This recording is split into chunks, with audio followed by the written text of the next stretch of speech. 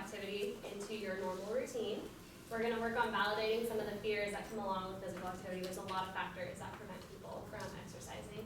And then we're also going to work on creating a daily, weekly, or monthly goals to set for you for physical activity. So physical activity is a strong factor in maintaining one's health. This is a big component of what's going to help keep you healthy. And it doesn't mean that you just need to go to the gym. There's a lot of simple activities that you can do in your daily life. Just walking, you don't have to go to the gym to walk. You can simply go outside. Do not let barriers stop you from improving your health. We're going to go over some of the barriers that can impede you from doing that. And you want to try to make physical activity a part of your daily life, even if it's just a little bit. So some of the importance of physical activity is it helps keep your weight under control. It'll also help boost your energy levels. It helps you to fall asleep faster, more soundly. How many of you have issues falling asleep at night? And they'll lay there awake a little bit. Yeah. So that'll also help with that. You'll feel more tired by the end of the day because of the fact that you have done some activity. And it'll help decrease tension, anxiety, stress, and anger. Physical activity is a really good stress relief. It's also good for your immune system. It can help decrease the risk of diseases such as cancer and heart disease. And it can help reduce your blood pressure. And the American Heart Association recommends that you do 30 minutes a day, 5 days a week of like a light cardio type thing, so just walking or something simple. It can also improve your cholesterol levels. And it has shown that if you do 1 hour of physical activity a day, it can add 2 hours onto your life. So 1 hour might sound a little intimidating right off the get-go for some people, especially if you are not normally a physically active person. So start small and build up to that 1 hour. So intimidation. A lot of people tend to typically be kind of nervous, especially with the gym. The gym tends to be a scary place. There's a lot of people there who are already physically fit, so it's kind of a daunting idea to see people who are already really in shape and that type of thing. So don't let the gym intimidate you. If the gym's not your thing, you don't have to sign up for memberships and that. Lack of time. This is the #1 reason people say that they are not physically active. They have really busy schedules, and it slips their mind. They don't do any sort of physical activity. So something that you can do if you have children, maybe if you take your kids to the park, that can be a way to incorporate some physical activity into your day. Slow results. A lot of people want that immediate, all right, I went to the gym, I worked out, and now I want to see results immediately. And that's not how it works. It's a slow process, and you kind of have to know that it's going to take a little while for you to actually see results. So there was a study done that showed for an individual to see results within themselves, it takes about 4 weeks for you personally to see the results before anybody else will. Lack of motivation. Something that'll help with this is finding a buddy. Call up a friend and say, hey, let's go walking 7 o'clock in the morning. And then you guys kind of hold each other accountable for that. And then cost. Physical activity equipment, weights, gym memberships, that type of stuff tends to be expensive. So later we're going to go over some exercises that you can do that require a chair and a table. So you can do them at work, you can do them at home. As long as you have a chair and a table, you're pretty much set. All right, so I can have everybody stand up, please. The class doesn't look like Okay, so find a spot on one of these tables, and what you're going to do is you're going to turn your hands this way towards yourself, so the back of your hand is resting on the table, and you're going to push down slightly. Because what it's going to do is it's going to stretch the muscle that runs across your carpals, and this helps prevent carpal tunnel syndrome. We're going to have everyone find a table to try. So you just put your hands, tuck them under so your back of your hands are flat on the table. And then just slowly press your body down lightly. You shouldn't have to press down very far. Can you guys feel the stretch? Everyone feels it? Everyone back here, you feel the stretch? All right. Okay, so now we're going to move on to the next one, which are tricep dips. So you're going to turn so your backside is to the table. You guys are going to get some physical activity in now. Then you're going to rest your palms on the back of the table. Whenever you guys all see me. And then you're going to step away so you have a little bit of space in front of you on the table. And then just dip down. So you lower yourself. So you want to make it so your arms are at about a 90-degree angle. So you want to kind of go far down. And then just dip down, just like that. Perfect. You guys got it. There you go. So that's a really easy one you guys can do at home. All right, so the next one, you need a chair. Can everyone find a chair for me? There's some right here.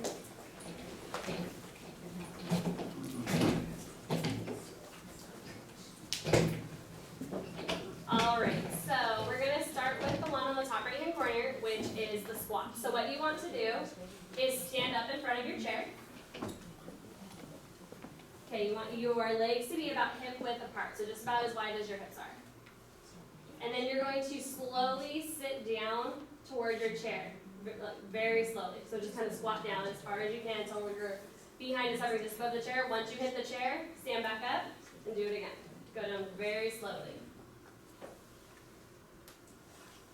Perfect. Very good, guys. All right, so the next one we're going to have you sit down. And what you're going to do for this one is you're going to put your legs straight out so it flexes your quad muscle. Hold it for a second and drop it down. And then do it with the other leg. So straight out. Hold it for a second, drop it down. And then just keep alternating legs doing that. And you would do that 15 times each leg. Perfect. You guys feel it working? Sure. All right. You guys can have the feet back on your mat now.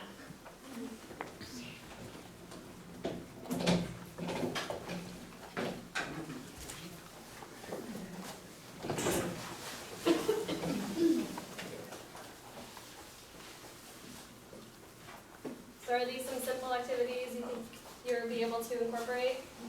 They're real easy, they don't take very much time, and they're also included in your handouts. And there's also another list of other reasons for activity also inside your guys' handout today. So some tips for success for being physically active is to make it fun. That's the biggest thing. Doing any sort of physical activity shouldn't be something that you dread going to do. You want to look forward to it. So whether that be with your children, a friend, husband, wife, you want to find someone who will help make it fun and help keep you motivated doing it.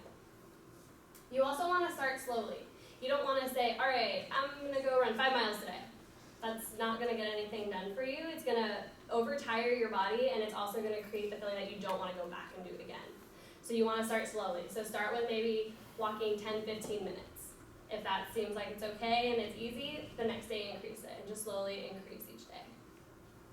You also want to keep track of your physical activity. We provided logs for you in your binders, so just keep track of any physical activity that you do. And you can also do it in a notebook as well. So say that binder is too hard for you to carry around everywhere. You could just jot it in your phone, on a piece of paper, notebook, whatever you have at your convenience. And you want to make realistic goals. You don't want to set to say, all right, I'm going to lose 20 pounds in a month. That's not realistic. You don't want to lose that much weight that fast. So you want to start with 3 pounds in 1 month, maybe 1 pound in the next 2 weeks. So you want to start slowly. All right, so in summary, physical activity will improve your life beyond what you may think. So you want to make sure that you really incorporate it. It helps a lot with a lot of different parts of the body. Don't let the fear or doubts that you may have hinder doing physical activity. You want to make sure that you start kind of getting in the mindset of, all right, I can do this, it's going to be a good thing. Find that friend to help you. Physical activity is fun. I know if you ask some of the students in our class, they're all big into physical fitness, so they will vouch that it is fun and you can make it fun. It doesn't have to be something hard. Even just going to the river park. What's the name of the park? The big one? Woodward Park. Going there, they have a variety of different trails, different things all around the park that are really easy for you to be able to do there. Or even pick up a new activity, something like disc golf or going and playing putt-putt with your kids, that type of stuff. That'll still even get you out moving. Set easy, attainable goals, which we already talked about, and start your new life today. So how many minutes a day does the American Heart Association recommend for physical activity? 30. What is the #1 reason people are not physically active? What are some ways physical activity can improve your quality of life? Decrease stress is one of them. Anybody remember any others? Help sleep better. There's a couple more. Cholesterol. What about what can it do for your heart? Lower blood pressure. Lower blood pressure, very good. All right. And have your thoughts about physical activity changed today? Do you want to feel a little more motivated, knowing it's not quite as scary as you may think it was? I would go. It's really, I mean, like looking at your presentation about this notion about realistic goals. I feel like when you see like in magazines and stuff, people that have lost weight, like they've lost a lot of weight rapidly, and so there's that kind of image of like that there's like massive amounts of weight that can be lost in 6 months or whatever. Right. Some of the people who are doing that are using supplemental forms. Is you usually see it with an ad attached to it for something? Or is it just like the celebrities who like Kim Kardashian lost all her baby weight in a month type thing? Yeah, people like that are just like people that are featured in magazines or TV or, yeah. Dr. Herzig, do you have something to add about that? Excuse me, I just don't think it's very realistic. And oftentimes you don't always know that they may be getting cosmetic surgery, they may be getting liposuction, they may be taking additional pharmaceutical type medications.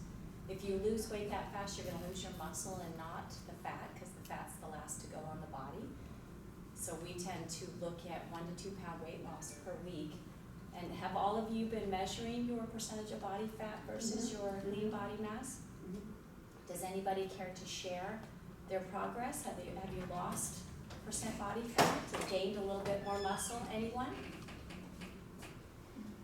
Maybe after next week, after we start exercising. Okay. Because here's the thing, if you step on the scale and you've lost weight, but then yet you've gained more fat and lost muscle, that defeats the purpose. We want you to, or you may step on the scale and it's the same, it's because you are putting on more muscle by doing more physical activity.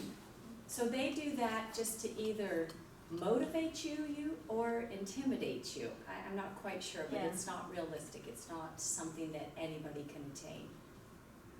Thank you for bringing that to our attention, because I think that a lot of times when you see that stuff in media, it can be daunting.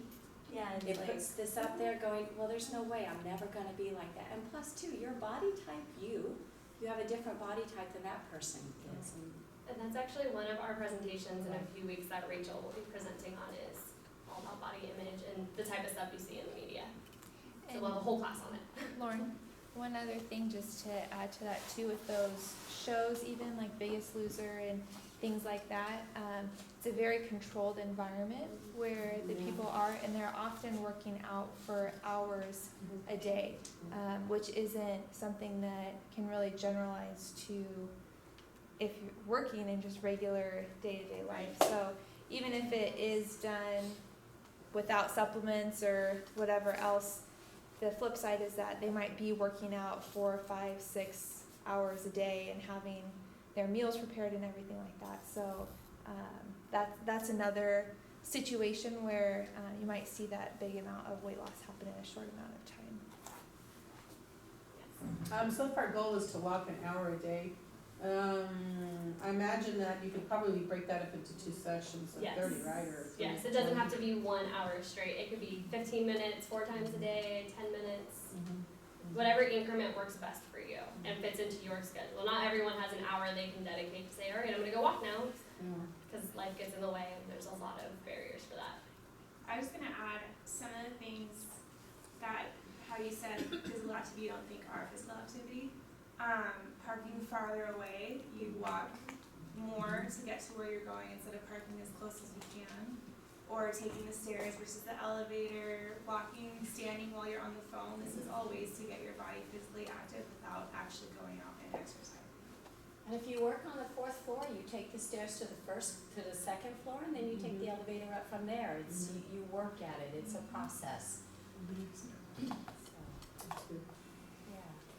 Any more questions? Let's have all of you take out your set your goals sheet.